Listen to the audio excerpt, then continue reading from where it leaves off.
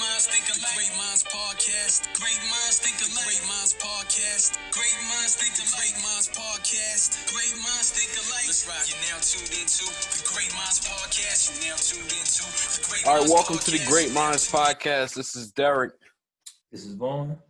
We're here with Vertical Jones. What's good? What's good, Vert? I'm blessed. What's going on? Glad to be back. Yes, sir. Alumni. Hey, you said it. So you're the third alumni. We got you, we got Docs, and we got Ransom. So y'all the big three right now. Hey. They got that alumni pass. But we're here to kick it, man. Barbershop Talk style. If you grew up in a barbershop, you know the vibes, everything that gets spoken about in there, recorded in. I know Vert's got some strong opinions about certain things, and it's like, all right, let's have him pull up so we could discuss this. So right. All right, so we got the NBA around the corner, which kind of worked out because it just ended. I think still kind of weird though. Yeah, it's definitely weird, but I feel like they had to do that in order to get it back on track or whatever the case is. Right. I think it's gonna be a weird season because you got some people that just finished playing, like 6 weeks ago or whatever that was. Then you got dudes that were on bad teams that haven't played since March. You know what I'm saying? That layoff is so what are you guys expecting? Well, I'm the loyal Detroit Pistons fan, and we're not expecting anything. We're expecting the lottery. We're expecting Jalen Green with the first overall pick. That's what we're looking at. All right. Yo, why do you think that is, Bert? Like as far as with Detroit, why do you think they just can't get it right there? I kind of think it's. I know they relocated and had like the Little Caesars Arena, right? They built that arena, right? It's Little Caesars, something like that. They built that downtown.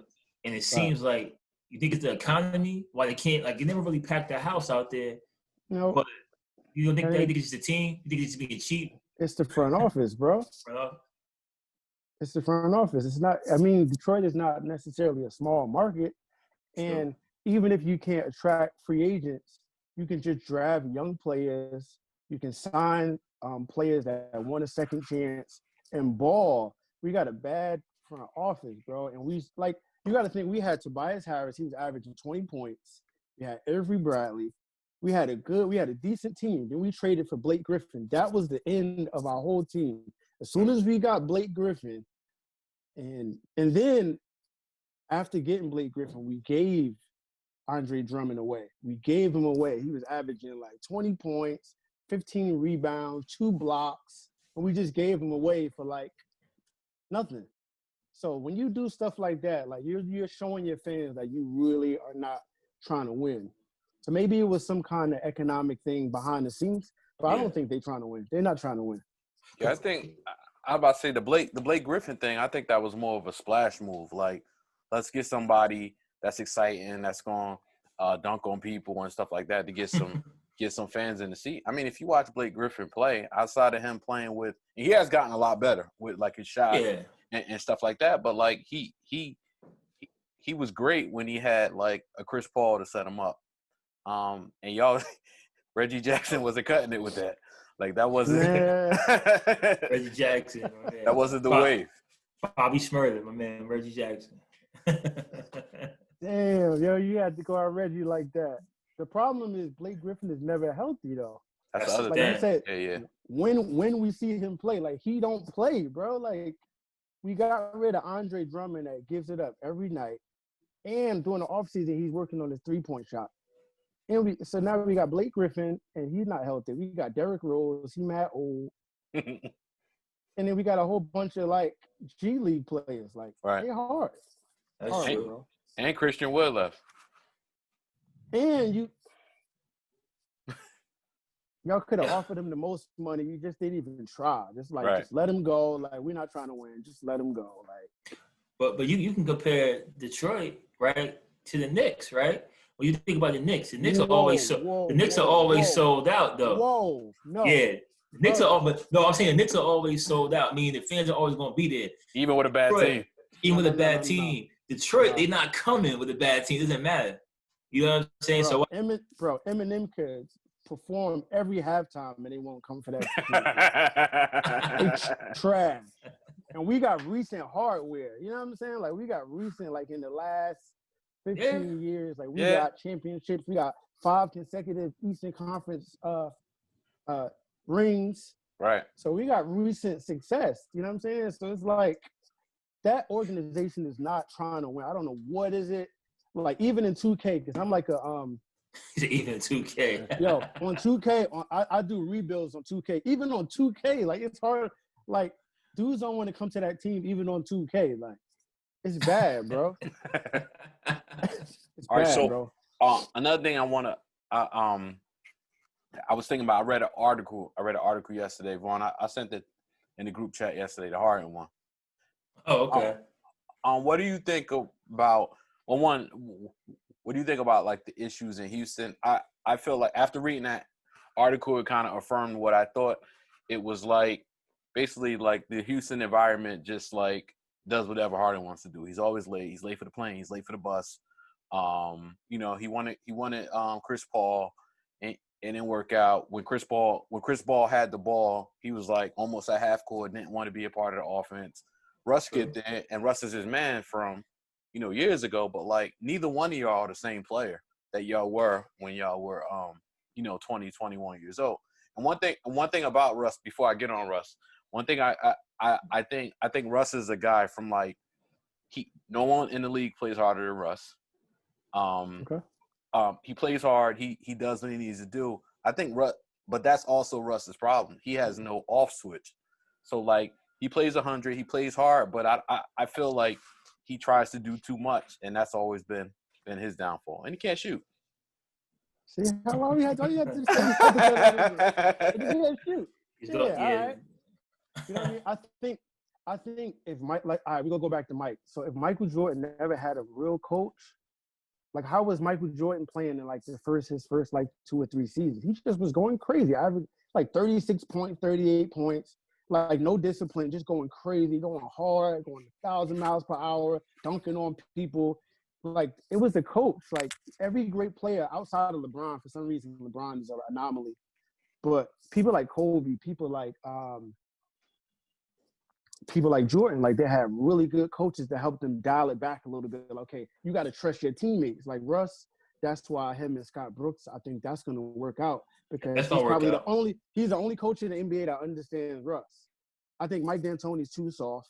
Right. Scott Brooks can say, bruh, I'm the one that let you rock. Yo, go sit down for me. You go cool the fuck out. You know what I'm saying? Like, Scott Brooks can say that to him. They trust each other. I think it's coaching, and I think, like, for James Harden, the true testament for James Harden, if he did go to a Miami, would he be able to be that great player in that structured system, in that Pat Riley house? I don't know if he would. If when you come to Pat Riley, and that's why I think Miami Heat did so well in the bubble, because their culture is so, like, strict. Like, their culture is probably not too much different than how the bubble was. Like, Riley has things on lock there. So when they went to the bubble, like, that's why Paul George, I ain't gonna make an excuse for him, but that's why he struggled in the bubble. That's why, just like being away, it's mental. Yeah, mental approach. But, like, I think that's a lot of that is similar to how the culture is in Miami. So back to your point, if he can go to Miami and really do well and not have any issues, then I would respect that. Check, like, real quick, the difference between, like, Harden and Russ outside of the shoot and all of that, right? When one of the big problems why Russ and Harden didn't work, because Russ shows up 2 hours early for practice. That's a fact. And Harden shows up late. So it's like, this is why when you look at when Kobe said, when they asked Kobe, like, is anybody in the NBA that played with your kind of fire? He said Russ. When they asked Allen Iverson, they said Russ. When they asked Jordan said Russell Westbrook. There's something about that. I think if Russ went to a team like Miami, he already has the tools. I think that kind of system would help him get to that level. But Harden, I don't know. He's just so undisciplined, and he's so freakishly talented. I don't know. Like, It's a lot to unpack there. So basically, when it comes to Harden, how I feel with Harden is that none of this stuff is really his fault, right? So if you allow someone to do something, they're gonna keep on doing it. So it's not his fault. Like you giving him, and especially if you was a superstar, you get perks. We know that you're gonna get crazy other perks that people don't get, right? But it's about winning. So if you're not winning the championships, then people point the finger about like, yo, he's coming in late. He's not doing this. He's not doing that. Or he's going to Vegas when we have a couple of days off. Who cares? He's gonna drop 50 and triple double, right? Which is cool. But when you lose, then they look at you like this is what's going on. So I think with Harden, he's freakishly talented. Like he's something that we probably never seen before. The offense and the way the offense is built. When he played in OKC, they ran an offense. So he's a sixth man came in as an offense being ran. When he went to Houston, it was like, yo, 1-4 flat, cook. And then he's cooking and he's doing this thing and no one else is moving. They're not teaching him, they're not coaching him. Like you said with the coach, he wasn't being coached. He was just being able to get away with his athletic ability and being able to score and do what he wanted to do. I don't like when people say he's like a scorer like we've never seen before.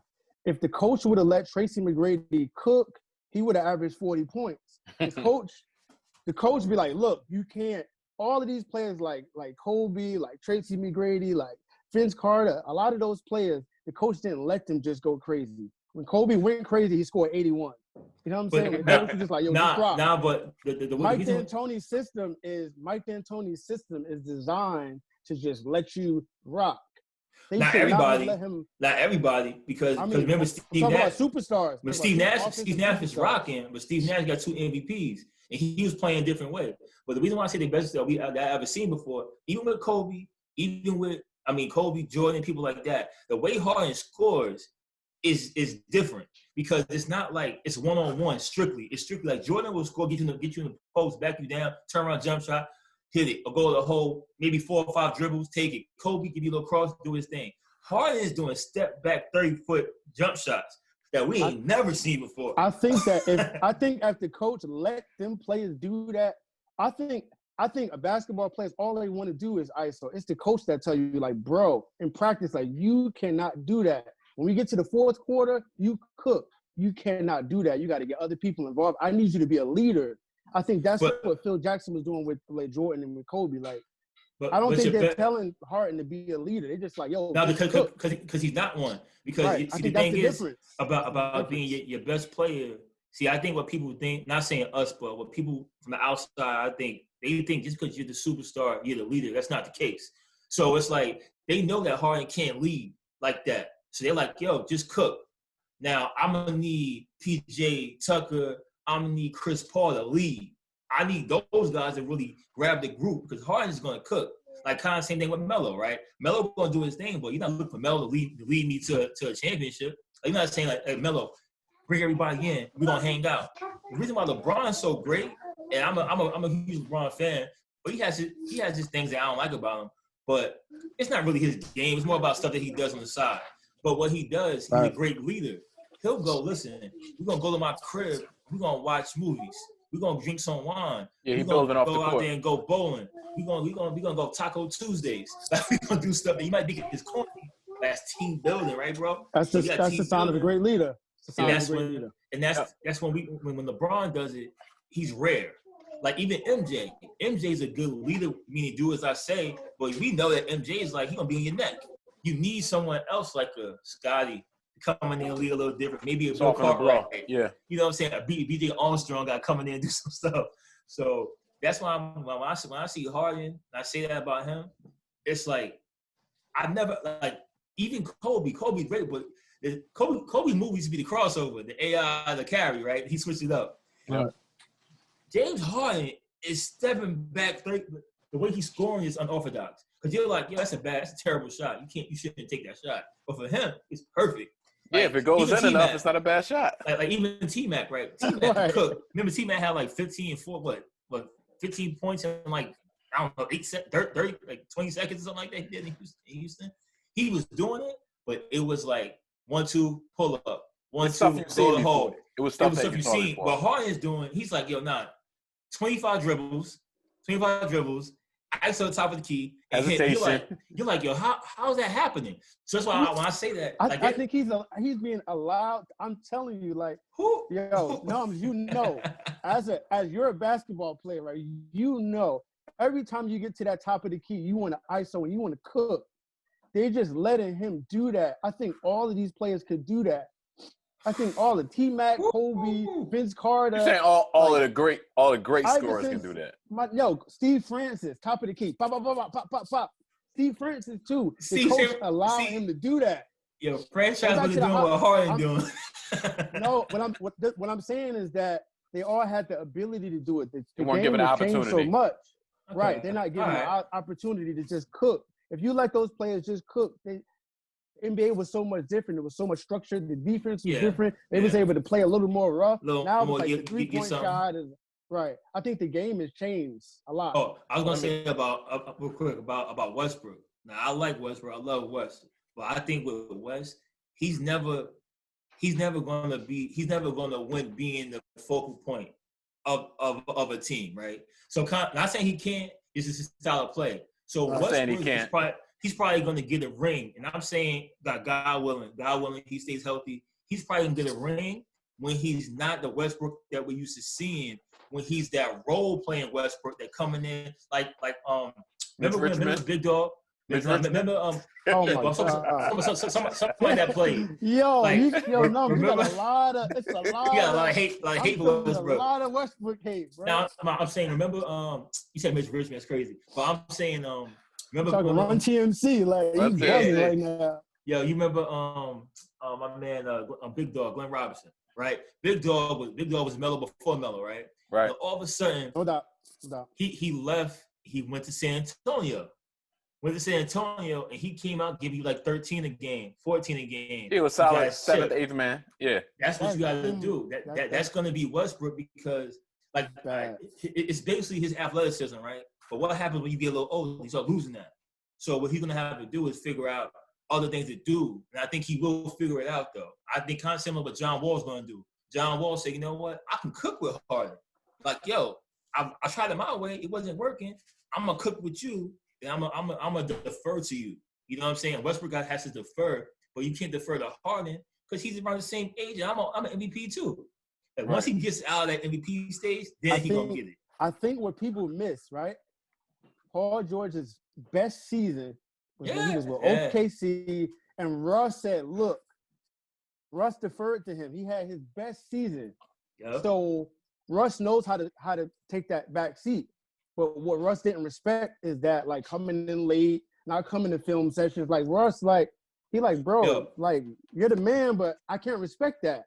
But I remember you coming. How did he do it? But wait, how did Russ defer to Paul George? You know what I'm saying? He knows how to do it. Because it was still in OKC. So that was Russ's spot. He had to embrace Paul George. So now he's leaving Houston. He can do it, but he's leaving Houston. He's going to – it's Harden land, man. Harden's going to do what he wants to do. So you got to fall in line. So I'm not saying he's wrong. He's definitely right for not liking that. He's right. He's 100% right. But you got to know what you're signing up for. He knows Harden real good. He knows that Harden might be out there at the strip club doing what he got to do. He knows this stuff when he goes to Houston. So when you get to Houston, you can't go, I don't like that no more. Yo, you knew what was happening before you signed the contract, or before you got traded over here because you signed the contract, you got traded. But did he demand the trade though, or was Harden pulling the strings? I think it's a little bit of both. Yeah, but they said Harden wanted him there. They said every trade Harden okay. So Harden got Paul out of there. He's like, yo, my childhood friend Westbrook, yeah, bring him in. So he okayed the trade. That's part of the stuff that he had so much control over that people were saying that they didn't like. But to me, LeBron got hella power. We know that LeBron tells you who gonna call the game. LeBron. I want this ref.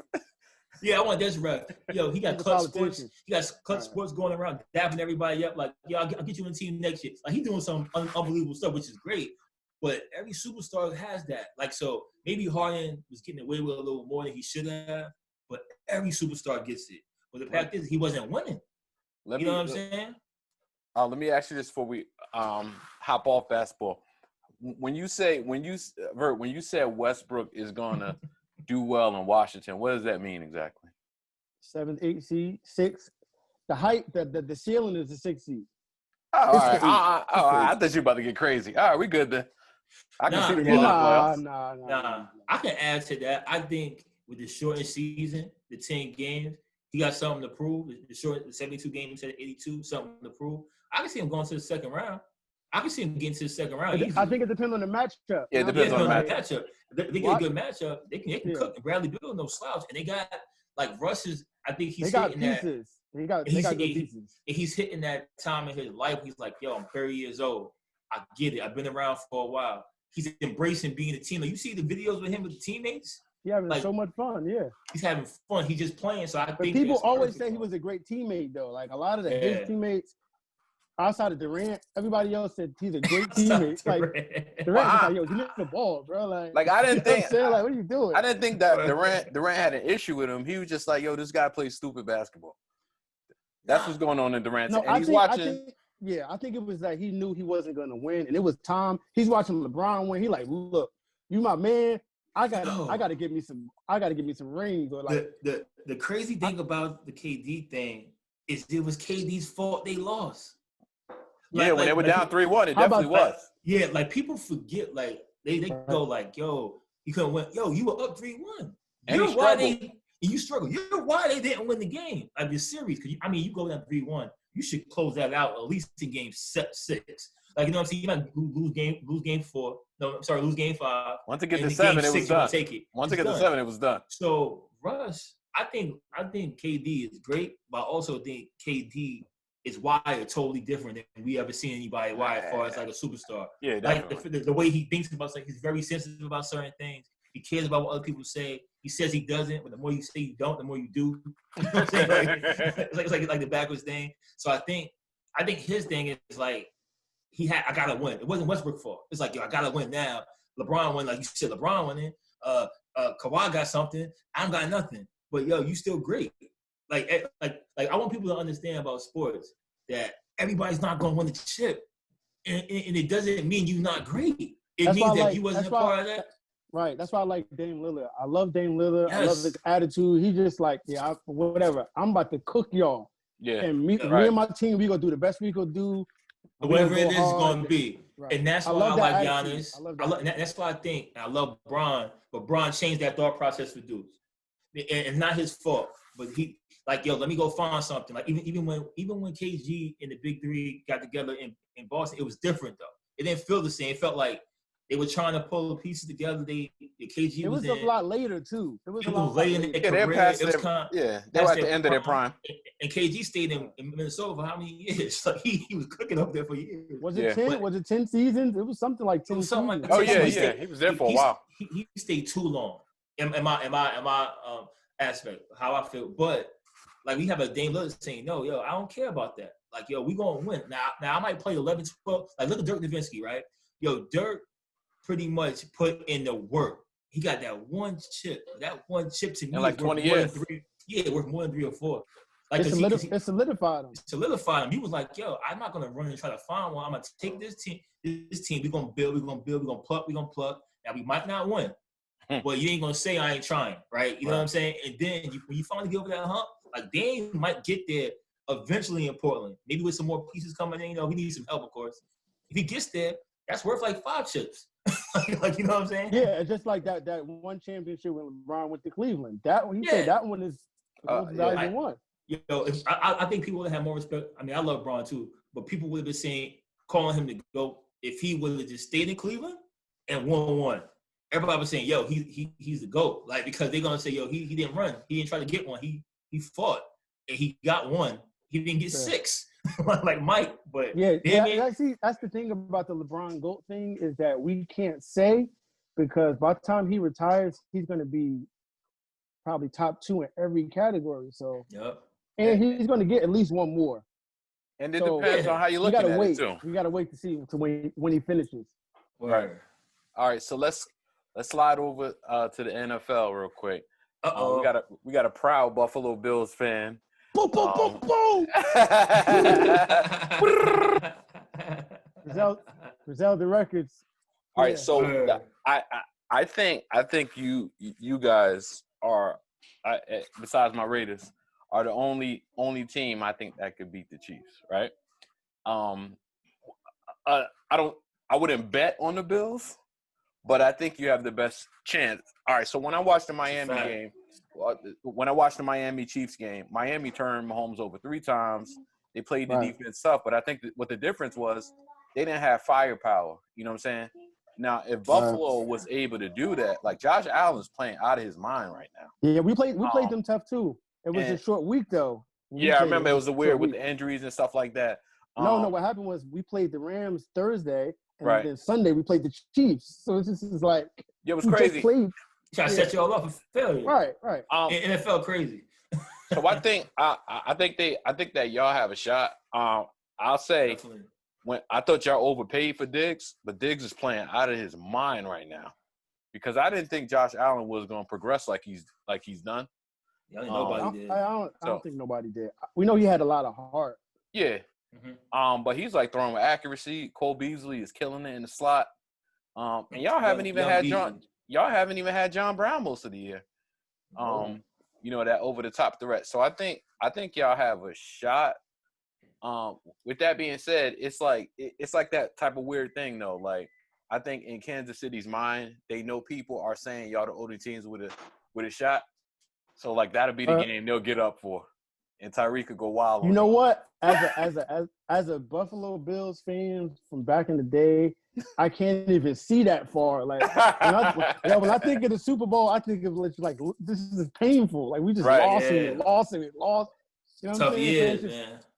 I'm just like, let's win these next 3 games. You know what I'm saying? Let's beat the Broncos, the Patriots, Miami. See what happens. And let's get to the playoffs. Let's get that first playoff win, and let's just see what happens because the Chiefs may lose. Somebody may get them. I think that's – and I've been saying this all year, right? I'm a 49er fan. We have, our year been crazy. But I always said about the Chiefs, I'm like, yo, they're not a dynasty to me. I'm like, yo, they got that one win because when you win the Super Bowl to me, it's a lot of luck involved with that.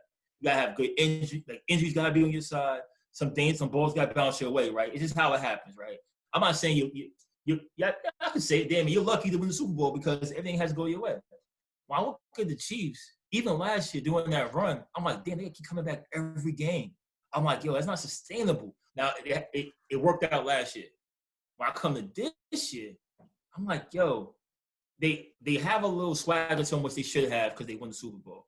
But I think in the back of their mind, I think Mahomes can just pull me out of anything, right? And I don't think that's going to happen. Like, the chances of that happening, your luck's going to run out soon. With Buffalo, I love the way Buffalo played. Like, I've been watching Buffalo even last year. I've been watching them. I didn't think Josh Allen was going to be like this. Like I was like, yo, this dude. I don't think anybody did. No, but the way the poise that he displays is ridiculous. Like, and normally you don't see dudes like they gotta be a little older to get that. The way he's seeing the field, he'll look at his first, second, third read, and you have a bunch of things going on in front of him. He's not even worried about it. You know what I'm saying? And he's 30. So seeing that, I think that they have a great chance to come out of the AFC. Like, and I think that they can beat Kansas City. And I think that Kansas City will lose before they play them because of the way Kansas City plays. You know what I'm saying? And then plus you got firepower that y'all didn't have before. Like the Steelers game, we just beat the Steelers. Y'all can score. They can score quick. Like I mean, like, yo. But yo, what do you think? What do you think about Cleveland? They had a crazy game now. They got a crazy game too. But yeah, I don't believe in Baker. See, I don't believe in Baker, right? The thing about Cleveland that I don't. They didn't spend enough money on the defensive backs, right? And the defense is atrocious. They're atrocious. The back end is. Yeah, the back end's atrocious. The front end does all the work, but you don't get the pressure, you're in trouble. And Baker, if they give the ball to Chubb and Hunt, that's how they win. Like Baker, like I said before, like Baker doesn't have to throw 40 times a game. No, he's a game manager. But I think that's what Kevin Stefanski is doing a good job of, though. Yes, he is. He's using. I mean, he's a little bit better than a game manager. He's not the guy you drafted number one, but of course, no. But if you can get him, he's got the best backfield combined. You know, with Hunt and Chubb, both of them. I mean, Hunt could start on 90% of the teams in the league. You know what I'm saying? At least 80%. I mean, I'm not thinking off the top of my head, but I think with them, I think you got to make sure you keep the lead. You got to make sure, because once that running game's out of the window and he's got to throw the ball 40 times, you're gonna be in trouble. Like you got to be able to use them in play action.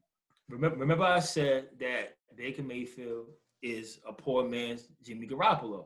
And people, when I said the last show, you'll see it very soon. People, they were like, "Nah, you bugging." I'm like, "Yes, he is." I'm like, "Yo, poor man Jimmy Garoppolo. Poor man Jimmy Garoppolo. You know why? Because Garoppolo, when he plays, we win. Like no matter what you say, we win, right? He's like 25 and 4, whatever his record is, right?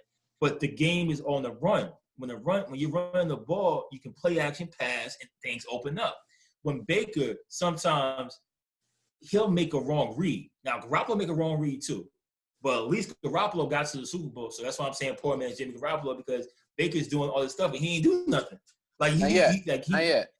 So why is it that when Odell got hurt, now team is the team that we thought they was? I'm like, easy. I looked up and they was 10-3. I'm like 10-3. Like, bro, it's easy because you don't have to give him the ball.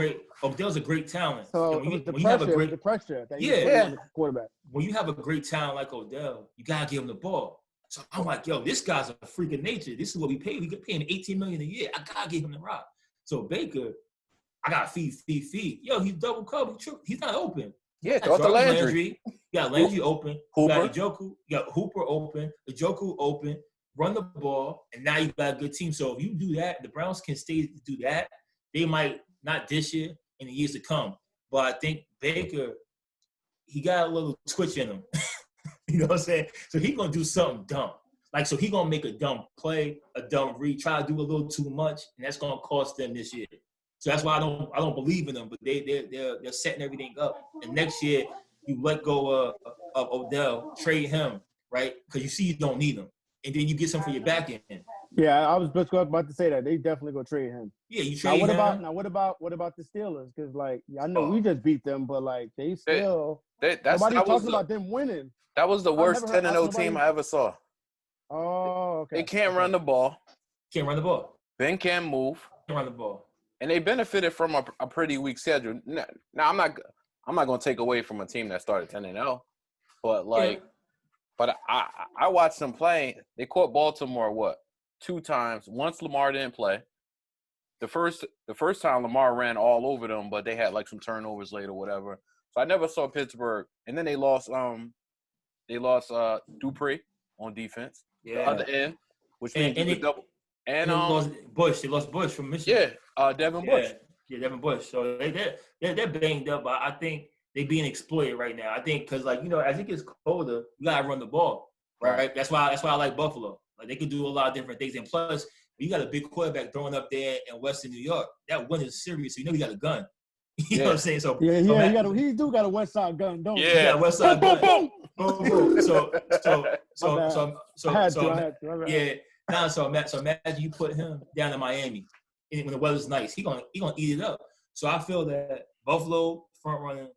I think Cleveland, they're gonna fall to the wayside. They're about 10-3. They're 10-16. I think they might be 11-5. They might lose some games because I think that they're having a 10 win for the rest of the year. They might exceed by a game, but I see them winning 10 games because I don't really trust Baker. You know what I'm saying? That defense is they could have but they lost the game the other day. Gave up 45 points.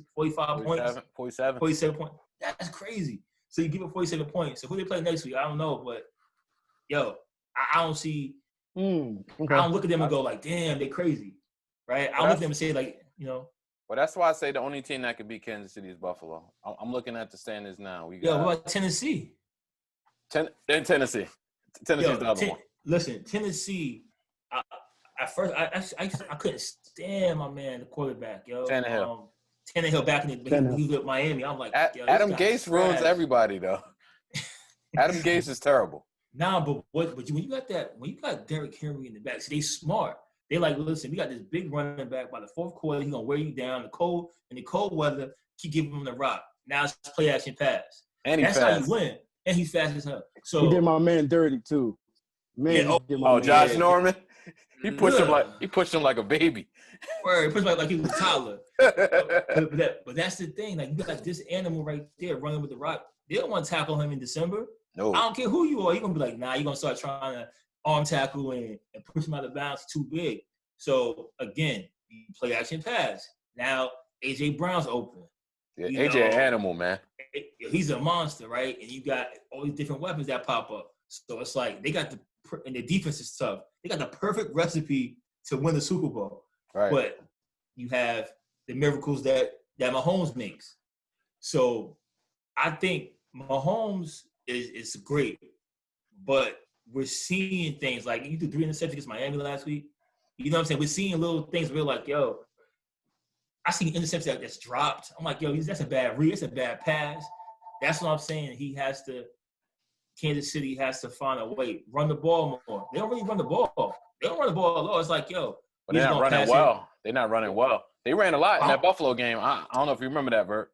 They ran a lot in that Buffalo game. Yeah. One time. I was a good game. It was pretty close. Yeah, it was. Pretty close game. But you know how Andy Reid is. Andy Reid, remember how Andy Reid is a great coach, right? But we remember how he was in Philly. We knew what it was, right? So he has this style of offense he wants to run. He wants to do it just that way. He happened to win a chip doing it. After 20-something years of doing it, he got a chip, right? So everybody happy for him. Like, yo, that's good for him. But he still go back to his old tricks. He's still not the best game manager, not the best clock manager. You know what I'm saying? So I just see that coming back to bite them because they're always behind. You know what I'm saying?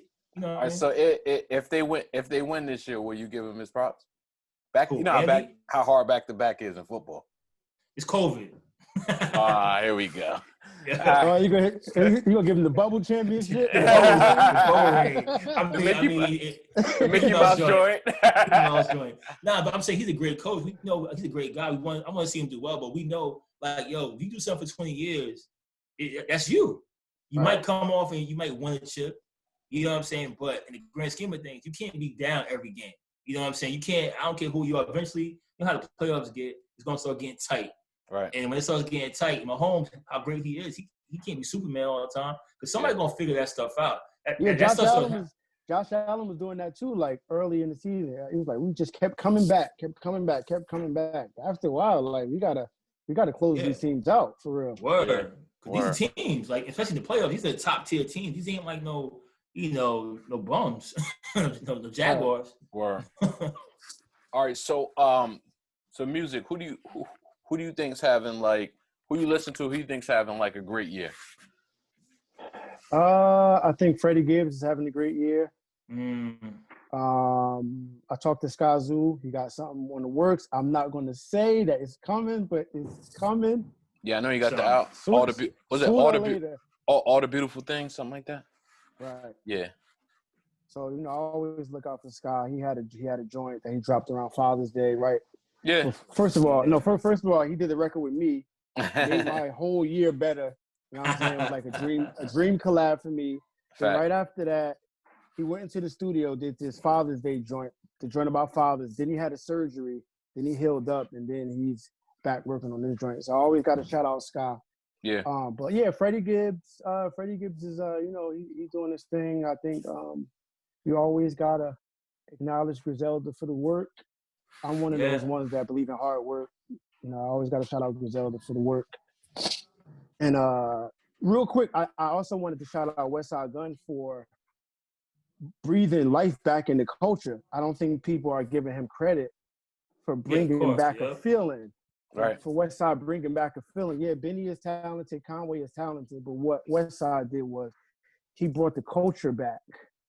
You got to think like the Grammys. We got Royce the 5'9", Nas, Freddie Gibbs, Freddie Gibbs, and who else is there? Rhapsody, right? Rhapsody. Nah. It was D Smoke. It's D Smoke, and there's one. I can't remember the fifth one right now. Right, but that's crazy. That's never like we got like damn near 4 out of 5 underground rappers all being nominated for the Grammys, and like that's true. They could say whatever they want to say, but if Westside Gunn wasn't doing them Hitler Made Hermes a couple years ago and bringing that culture back, I don't think none of that stuff will be. He inspired everybody to get back. You know, I think it is too. That's kind of dope. It's this time is reminding me of like the '90s, right? So, and I'm not saying going back like an old head, not. I'm saying that. I'm saying as far as the array of music that's out there, it's available. So it's like in the '90s, you had your Woos, you had your Tribe Called Quest, you had your Ice Cubes, you had these different things you can tap into, right? And they're always dope, right? So you can, whatever you want, you can find. It seems like right now you have a lot of that out there now too, to where you can pretty much, it's music for everybody that's out there. You know what I'm saying? So instead of like everyone trying to cookie cut and sound like I'm from Atlanta, just saying, right? It's not like that. Even people in Atlanta sound like they're from Atlanta no more. Like everyone sounds different. It's allowing us to choose. So I think we have more diversity in music, which we didn't have for like a good 10-year gap, where it was like if you wasn't sound like XYZ, you wasn't coming out. You know what I'm saying? So I think the independent route pushed that. And then like the Griselda movement pushed it. And like, you know, what you're doing is pushing it. Like what everybody's doing and Freddie's doing is pushing it. And now it's like we're seeing these guys that we already knew was dope now getting their shine. Like, you know what I'm saying? I think the thing is the attention is being shined on the underground now. So it's like, oh, this has always been that way. You go all the way back to like Immortal Technique, MF Doom, all of these guys, Madlib, Talib. It's always been there. It's just now because of the internet and keywords and all this stuff, people are able to like see it. And the thing that's funny, like shout out Freddie Gibbs, is not only does he make great music, but he's hilarious. Make great content. If you're not on Instagram, like that's like probably the number one person so it's like these artists have these personalities. Like Royce is like an analyst and have this political commentary. So it's like now we're able to see. Like we didn't really know what kind of person Rakim was other than the records. Now we're being exposed to these artists' life, their personalities, their families. So it's like we're able to attach ourselves to it even more. Yeah. So I think the music always been there. As somebody that's been in the industry and in the underground, I think finally we're starting to see some light shined on the underground. Right. Do you think we still should call it underground though? No, we shouldn't. No, right? Because I was thinking about that. No, it's funny. I was thinking about that the other day, and I was just sitting. And I was like, damn. You know how like Immortal Technique, you had all these other people that we would call, that we would talk about as being underground, right? And I said, now it's like, damn, nobody's really underground no more because the internet. So now it's like if I want to go hear a new song, I can just pop it on Spotify, put the name and title, whatever I want, YouTube, and I can hear it. You know what I'm saying? So it's kind of like it might be independent music, right? But I don't think it's as underground as it used to be. They probably should just call it. They probably should just call it boom bap. They should just either say boom bap or say purist hip hop or something to that effect. Because you know, I get you right. Like if 4 out of 5 hip hop artists in the Grammys are so underground, I guess we're not underground no more. Right. Yeah. Right. It don't get bigger than that for the music industry. That's the stage. That's the champion. That's the, you know what I mean? It's championship right there. Right. No doubt. So I personally love the independent movement. We actually dropped tomorrow. We talked to Ransom about this. What would give someone an incentive to do a deal at this point? Like why would someone ignorance? Okay. I'm on Clubhouse. Shout out to everybody on Clubhouse. Clubhouse is a really funny platform because it's like everybody's an A&R. Everybody has an opinion. All of these executives are up there, and they really don't know what they're talking about as it pertains to how technology has shifted, right? So you think about like, how are two friends from college to have a podcast, to have the most respected lyricists on their podcast, and y'all just started this year, right? You got people that have been having podcasts since the very beginning and don't have the quality of guests that y'all got. How did y'all do it? Because now you can connect a lot easier. Now that if you have good content, now that if you have a good reputable name, you can make things happen. So you know what I'm saying? Like you have Shade Noir, you got all these people on this podcast. Like how are y'all doing that? Because things have changed. Exactly. We didn't have no favors to call in. Like we just hit the ground running. Yeah, I didn't have a resume. Like, I used to rap. I play sports. I'm whatever I am, but I'm not. You know what I'm saying? I'm not a part of Radio 1. But it's funny you say that, Verb, because that's why I tell people a lot of times. I'm like, yo, we coming out there. We coming with no handouts. So it's like we getting everything that we supposed to have. Like we coming in out of the mud, grabbing it, And I'm like, yo, we don't have we didn't play in the NBA. No knock to those guys. I'm not saying anything about that. I love them too, but no knock to that. We ain't a record. We ain't had a record deal for years. We ain't in the industry knowing people like that. So everything we need is organic. So it's like if you can't see what we doing, you can't see that something wrong with you. Like, you know what I'm saying? Like, people, and it's funny how when you said that, I was thinking the same thing. People like, they say, how you get so and so? I'm like, damn. All right. Like, just reach out. Just reached out. Like, you know what I'm saying? But and I think that shows more about the content that we have, and that people are doing that. People feel comfortable to reach out and just join without having that, like, a connect to this person or connect to that person. I think it feels more organic. You know? I was gonna say, while we're here, shout out to Sky Zoo, because he was the first one. He was the first, like, quote unquote, like, superstar, whatever you want to call him, that just like, was like, certified MC. It was just like, yo, MC. Yeah. I rock with you. We're like, all right, cool. And then it just kind of worked out from there. I think the biggest thing for music, for artists, and I hope every artist under the sound of my voice hear me really good. The biggest problem is the idol worship. So when I say that, I mean, like, we have to look at what's success for us. I always say success is a tailor-made pair of drawers. You know what I'm saying? It's like, this success for me and what success for you is totally different. Success for me may mean, let me be able to make $5,000 a month. Let me be able to have all of my bills paid, still have money left over, not have to go to work and be able to do music. Now, if you compare that to what Diddy is doing, Diddy would jump off a building if that was his life. But you're not Diddy. But check, you're not Diddy, and you don't have Diddy's expenses or his responsibilities. Right. So if you living with moms or you got a 1-bedroom apartment, why are we trying to go after what Jay-Z got? Why are we trying to get the raise when we really need to you really just need to make what you're making at your job with music? Or you need to be able to tell your supervisor, yo, let me go part-time. That's success.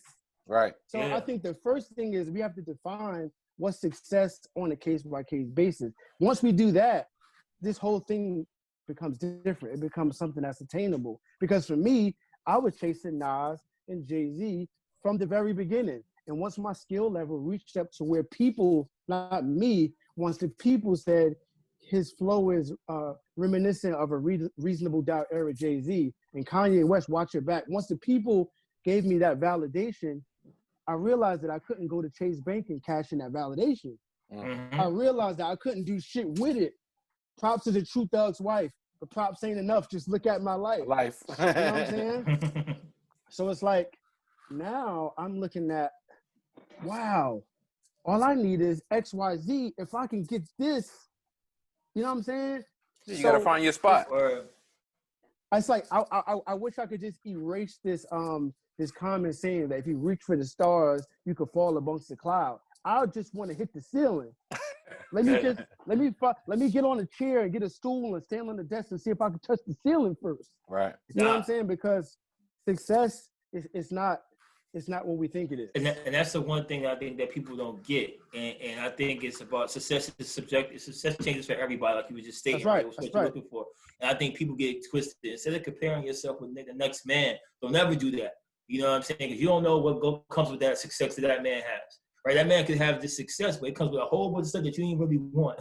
Like, you're like, I don't want this. So if you find success in yourself, what you feel is close to you, and that's what you work on. And I think what a lot of people don't get. But how do you feel about the mentorship, right? So we know that you do mentorships, mentoring younger artists and things like that. How do you feel how important that is? Like that people that have been in the game give back something. It's, you know what? I feel blessed because I went through the kind of hell that a lot of people don't go through, so that I'm able to tell them from experience. Right. You know what I'm saying? Like, I just want to make one point before I go into the mentorship. It's like the craziest thing that we got to understand, right, is why if you go through, you go to LA, right, and you go through the place where all of the homeless people is at. Mm. Why is the suicide rate higher amongst billionaires than homeless people? Why is you not hearing on the Channel 11 news a whole slew of homeless people killed themselves? These people don't got nothing. They have nothing, but they don't want to kill themselves. They just like, because their idea of a successful day is if I can get high real quick, if I can get a sandwich, if I can go to the gas station and take a wash up real quick, if I can get $5 from over here on the freeway, that's a good day. Right. You know what I'm saying? These billionaires, they got all this money, all of this pressure, and we think we want what they want. The craziest thing is, I heard something about Tiana Taylor, and she was saying something to the effect of she wanted to retire from music because of she's not getting the support from the label. And you think about that. So we have people that are uber successful that want to be independent, and the people that are independent want to be with the labels. Everybody wants to switch shares. Yeah. You know what I'm saying? Kanye, Taylor Swift, all these people want to be independent now. Hove did whatever he had to do to get out of that Def Jam deal so he can put himself in an independent, a more independent position. And we looking at Hove like, damn, I want to be there. He's like, nah, I want to be I need here. to do my own thing. Right. Right. Yeah. I think right. Right. I think what happens with that, I think it's your mind, right? So I think it's what you think is better, right? It's about success, like you said before. So like you see Hope, like, yo, nah, he got that. Like this is what I want, but yo, it's all kind of pressure that comes with that. You know what I'm saying? It's things that he wants that freedom to be like, no, let me put out what I want to put out. Now maybe he can do it now, but he still answers to somebody. You know what I'm saying? People, you know what I mean? Do you probably know? Shout out my man Volley. He, him and Young Guru was business partners. They have a company called Coup d'Etat, right? Do you know, probably just theoretically, how bad Hov wanted to make that album with Jay Electronica? Jay Electronica was doing his thing. You can tell Hov didn't want to rap like that for probably 20 years, but he know from the business aspect, he wasn't able to do it. Right. Once he changed his position, now I can talk about what I want. It don't really matter. You know what I'm saying? Yeah, so I'm Hov. like, yeah, I'm Hov. But no, he's been Hov, but now, I mean, it was a different thing. You ever think about this? Comes to fashion, right? The dude that has the most wears the least as far as the name brand stuff that he or she may have on, right? You might see him with a pair of Lee jeans, some Wranglers or whatever, and maybe a flannel shirt, and he got bent. Right. The one that you see with the Gucci this, Gucci that, Gucci this, Gucci that, you know what I'm saying? They don't have nothing. So that shows you the thought process. So that person values success is with the name brand of what you see me with. That one person is like, now worry about having property. I have other things. Yeah, their value system is total. You look at a young Hov with the chain, and you look at the billionaire Hov, and it's just like, yo, he got on like he ain't even got a haircut, a sweatsuit. Yeah. Like he ain't got. He ain't cut his hair no more. Like so you like, yo, and I think when it comes with maturity. Some people get it early, and some people get it later. You know what I'm saying? And you even see that maybe some of your own friends, right? You see people just change up. People will be, having XYZ, and all of a sudden, they might not wear that no more. Like that's you know what? I don't think it's maturity, because you still got some 40-year-old dudes that's still doing that. I think it's financial literacy. I think he's been around a certain circle where he's become privy to certain information about money, where he understands like, whoa, I can't do this. I can do gold, but I got to buy gold in a different way. Maybe invest in gold as opposed to wearing it. Exactly. If I'm going to do something, I'm going to get a watch that's going to, like a Rollie. Appreciate value. Because the bust downs don't appreciate, right? Yeah, so appreciate, I think he became privy to different information. That's what I think. Real quick, I don't want to go too long on this, but what are all right, so I heard, Marlon Craft? Marlon Craft. All right. Dope. Yeah, definitely dope. So he had this freestyle. It was like quarantine. He used to rap on his roof or whatever. You could go check it out. Yeah. He had like a whole mic setup and everything. It was dope. So he said something in there like, the OGs don't mentor people. Basically, they only attach themselves when somebody's hot already, right? What do you? Absolutely. All right. So, what do you think the responsibilities of do they owe people that? Well, yeah. I mean, you don't owe anybody anything. I think they should, but they don't understand. It's kind of like the game has changed so much. You know what I'm saying? Like the game that I grew up playing is kind of like when Wilt Chamberlain and Bill Russell was playing. And it's like, you know, it's like 3 black dudes on the court and everybody else is like, you know, white, little shorts. And now we got niggas hitting. Now we got Dame Lillard hitting it. Like Marlon Craft is Dame Lillard. He hitting the jump shot from the half court. Boop. We've never seen people like us. Right. So they don't understand how somebody like DDG from Pontiac could start a YouTube channel from college with his iPhone and be making $30,000, $1 million a month. They don't understand this money. They don't understand how it works. So that jealousy and that hate, like I ain't gonna put them on, but you can't stop this new thing. Just like I said with y'all, with the Great Minds podcast, it's like, y'all just did it. You know what I'm saying? It's nothing they can do with good content at this point. If the infrastructure is set up the right way, it's nothing they can do. So should they mentor? Yeah, but I don't think they're in a position to mentor because we're playing a different game. They playing a different game. Let's say, so if Marlon Craft, right, if he had everything on his things set up to monetize the right way, the numbers that he probably was hitting, if it was set up the right way, would be numbers that people that were signed would not even be making, and people don't even understand. Yeah, I think if we're looking for mentorship, and I was doing a lecture about this, the answers that artists need will come from people that do not look like us. When I say that, I mean you have to reach across to different fields.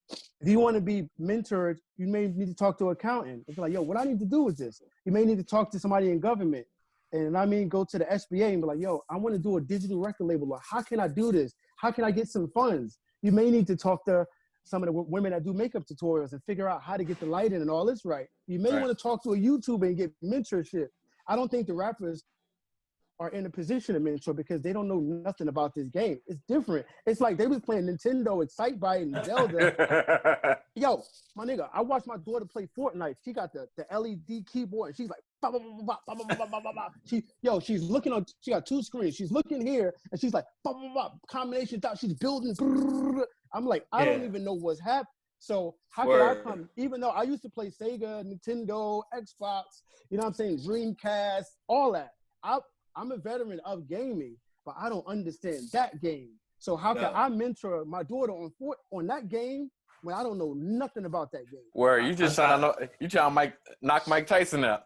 Yeah. Yo, my daughter was playing Fortnite before early tonight, and one day she was like, "You want to play?" I said, give me the sticks, right? I'm sitting there.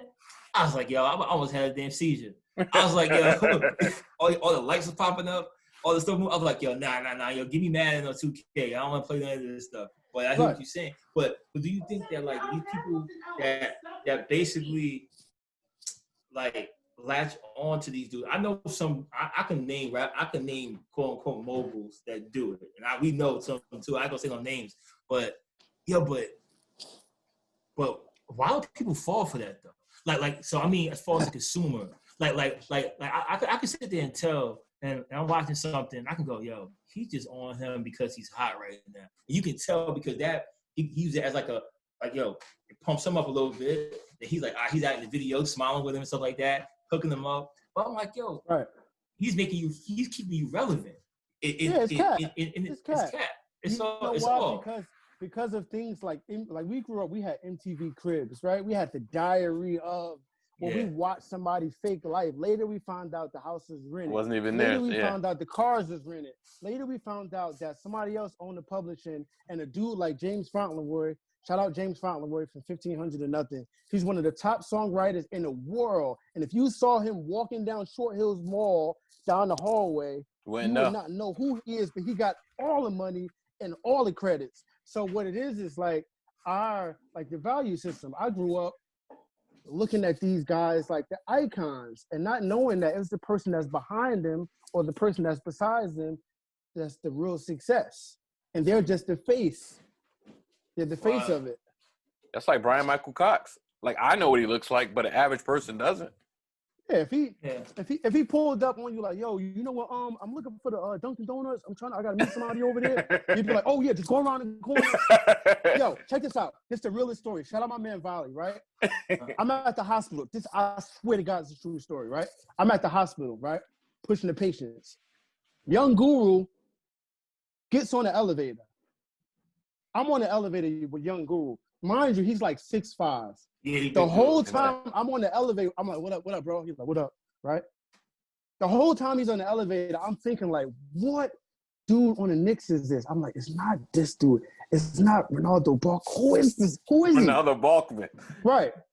And then I see him again 20 minutes later. He's leaving wherever he was going. What's up, bro? I see him again. It's like, oh, this nigga play. I'm like, just play for the Knicks. I saw him 20 minutes later. He went back up to visit his peoples. I'm in the elevator with him. I'm like, yeah, he plays for the Knicks. But he's small forward. I saw him 3 times in one day. Did not know who he was until he left. I was like, oh, shoot. That's how it is. That was Young Guru. Yeah, he's Sean, you know Sean from Arts. He cuts his hair. He cuts his hair. Yeah, he Clinton plays. Yeah. Yeah, that's his man. Right. Yeah. So I saw him 3 times in one day. Didn't think none of it. All right, I say this, right? I'm from the Rockefeller era, right? I'm a child of the Rockefeller era. Right. When I did the best of being me, I had a listening party at Baseline, right? Right before they closed, I talked to Just Blaze on at the time it was called iChat. I was talking to Just Blaze on the iChat. You know what I'm saying? Like, it was a historic thing. So for me to see Young Guru and not recognize, it's like running into Kobe, being from LA. You know what I'm saying? And running into somebody like, you know what I'm saying, and not even realizing. Because these are the real success stories. These people. You know what's crazy, Vert? I want to bring something up real quick.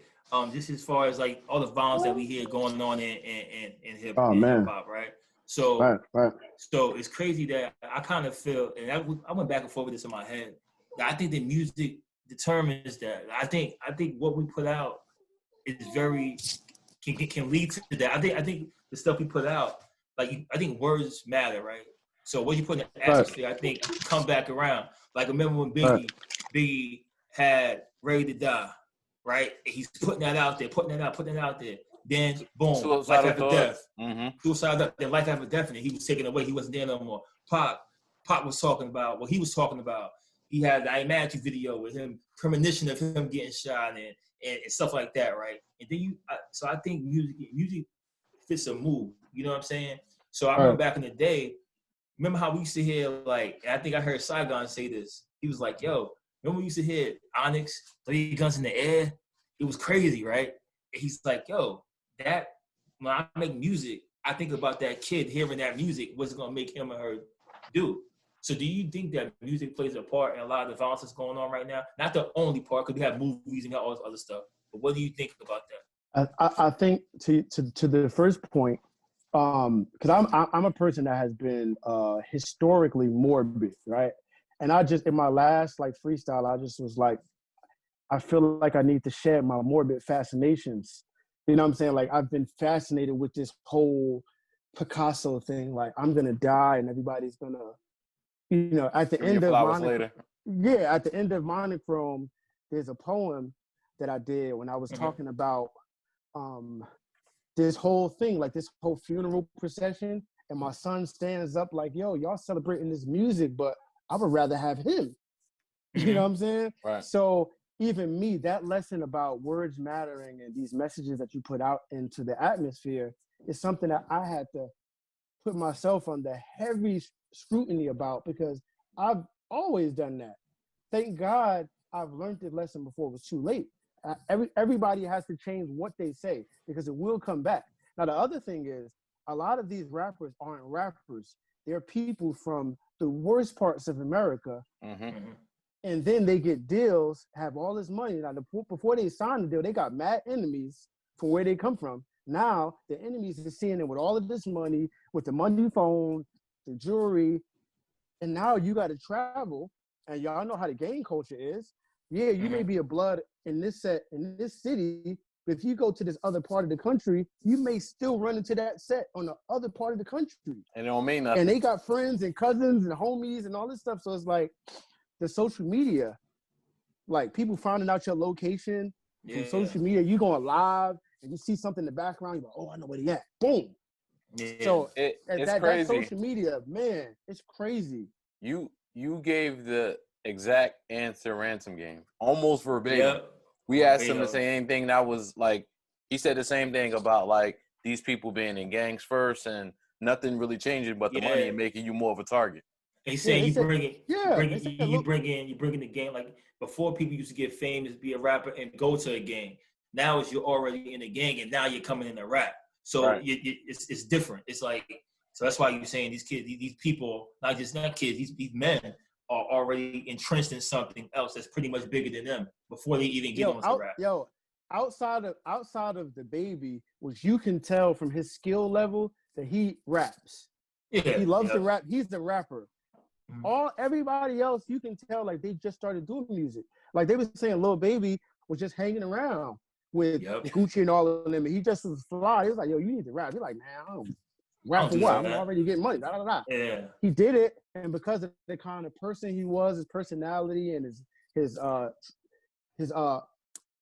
style, like his swag. The style, all the swag, all of that, it just worked for him. And a lot of these dudes are those dudes in their hoods, and they just get that right trap beat and that right joint, and it just. But you know what's crazy too?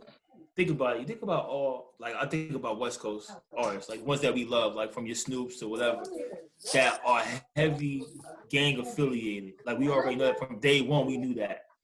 And they still here. You know what I'm saying? I mean here, I don't mean just in music. I mean, they still alive and breathing. You have these young guys that's getting popped before their album even drop.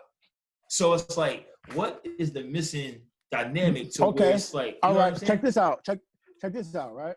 Yeah, shout out Uncle Snoop, right? So Uncle Snoop, he's from Long Beach and he's a Crip and all that. Historically, he's a Crip from the neighborhood he grew up in, da-da-da-da. But how does Snoop live his life? He wakes up in the morning, he has a wife, he has kids, he coaches his son's football team. Right. He's in the studio smoking weed because that's what he always did. But he lives his life as a grown-ass man. And he's been living his life like that probably at least the last 25 years. Just like case. That. Family, wife, kids. Yeah. This is the case. Wife, kids, studio, football, friends, networking, TV, acting. Well, he's different. Right. But how are these young men living their life, though? They really out there like that. Talk about all the dudes out in Chicago. Shout out to everybody out in Chicago. They really live in that. They really out there. They really live in that. Thing. And that's the difference. And I mean... Yeah, it is what it is. But I would hope that those people would see like a Snoop or see anybody else that's like that and kind of say, you know what? I'm getting this money now. What I've all been looking for. I've been working my whole life to get this bag that can take my family, whatever, out. And look at that and go, all right, I got to move differently. I can't be out there. This is where the mentorship comes in now. I was on Clubhouse and I was in the room with, I think it was Mano, I think it was Jim Jones, I think it was Royce 5'9", I think it was King Los. We were always in the room and they were always talking about this same thing, about the violence and being targets and all this. This is where those kind of people that they respect can step in and be like, look, little bro, this ain't the way. Yeah. But it's not my place. I don't know. I'm a coach, and I coach people on what I know. Right. I can't tell y'all nothing about the streets. I know about these beats. I know about how to make records. Right. I know about, you know what I'm saying? I can't help with that. That's not my place. I just wish we had more big homies that was out in the street that can grab these young dudes and say, like, this is not the way to go, especially at a certain point. I just wish we had more of that. I'm sick of hearing about these young rappers getting killed. Not too young, but they're young men, young black men getting killed at 25, 24. Yeah. So it's crazy. Yeah, that's a fact. Well, that's a fact. Bro, we're gonna do this barbershop talk more often. We might call this volume 1. For real. Hey, we definitely need to circle back for real. I appreciated the change of pace. because you know, I'm just like music. Or I'm making music at night. I dropped 4 albums this year, 2 books. I got 1 more album coming. I'm doing new songs live on Instagram every night. It's like you ain't playing, man. You be putting that work in, man, and that's why I think. Thank God. Well, I think the thing is that this COVID, like we talked about a lot of times, and making that thought process go because people are forced to be home. You know what I'm saying? Forced not to be able to go certain places. And I got a snowstorm that just kicked off, so it's like, yo, all you need is your music. You know what I'm saying? Yeah, shoot, y'all was home. I was in the trap. I was in the trenches. I've been in a hospital dealing with COVID patients since March. Right. I've been there every day since March. Like, so it changed your whole outlook on everything. Yeah. You know what I'm saying? Sure. All right. Well, shout out to Vertical Jones. Appreciate you. You can catch the Great Minds podcast on Spotify, Apple Music, Apple Podcasts rather, on IG at the Great Minds Podcast, Twitter at the Great Minds P1, YouTube, and anywhere else you can listen and watch podcasts. So appreciate you, Vert. You're ready to know how. Go Bills. Go Bills. Let's get this chip. Let's get this chip, Buffalo. All right, Joe. Great minds think alike. Great Minds Podcast. Great Minds think alike. Great Minds Podcast. Great Minds think alike. Let's rock. You're now tuned into the Great Minds Podcast. You're now tuned into the Great Minds Podcast. You're now tuned into the Great Minds Podcast. You're now tuned into the Great Minds Podcast. Derrick Devon, oh boy, like Cam on a song. Culture safe now, thank God. The panic is gone. Time to heal from the pain. Take the bandages off. You gotta win. The stakes are high like a cannabis bomb. Okay, it's game time. Picture with the balls. That's a FaceTime. Great minds spreading faster than a rumor through the grapevine. Born to Derrick, deserve the merit. All salute. It's more than just a podcast show. It's like a movie. Born to Derrick, what up? Great minds think alike. It's the Great Minds Podcast. Great minds think alike. It's the Great Minds Podcast. Great minds think alike. It's the Great Minds Podcast. Great minds think alike. You're now tuned into the Great Minds Podcast. You're now tuned into the Great Minds Podcast. You're now tuned into the Great Minds Podcast. You're now tuned into the Great Minds Podcast.